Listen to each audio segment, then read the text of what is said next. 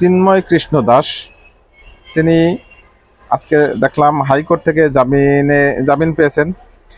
এরপরে কিছুক্ষণ পরে আবার দেখলাম চেম্বার জজ আদালত সেই জামিনের আদেশটা স্থগিত করেছেন। এটা ছিল সারাদিনের নিউজ।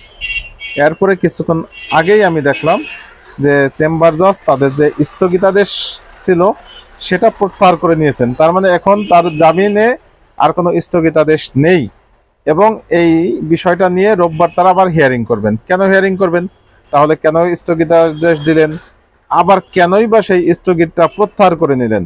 এই বিষয়টা আসলে একটা প্রশ্ন তৈরি করেছে যে চেম্বার জজ কেন বারবার তাদের মত পাল্টালেন। হাইকোর্ট জামিন দিয়েছে, আপনারা হয়তো কিছুই করতেন না, সে পারলে বের হয়ে আসতো, না পারলে না আসতো আজকে।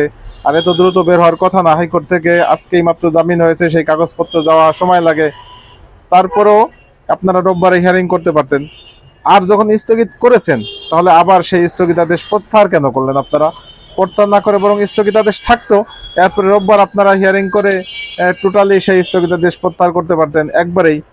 তো এই স্থগিত করা, আবার প্রত্যাহার করা এবং সর্বশেষ এটার জন্য হিয়ারিং রাখা বা শুনানির জন্য ধার্য রাখা, এটা টোটাল আমার কাছে একেবারেই হাস্যকর মনে হয়েছে এবং অনেক প্রশ্নের জন্ম দিয়েছে যে আসলে তাহলে কি আইন বিভাগ আইনের গতিতে চলছে না, কারো নির্দেশে চলছে?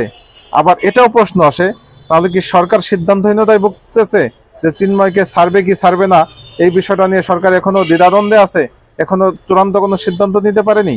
এই সকল প্রশ্নের সমাধান হবে আগামী রোববার। আশা করি সাথেই থাকবেন। আল্লাহ হাফেজ।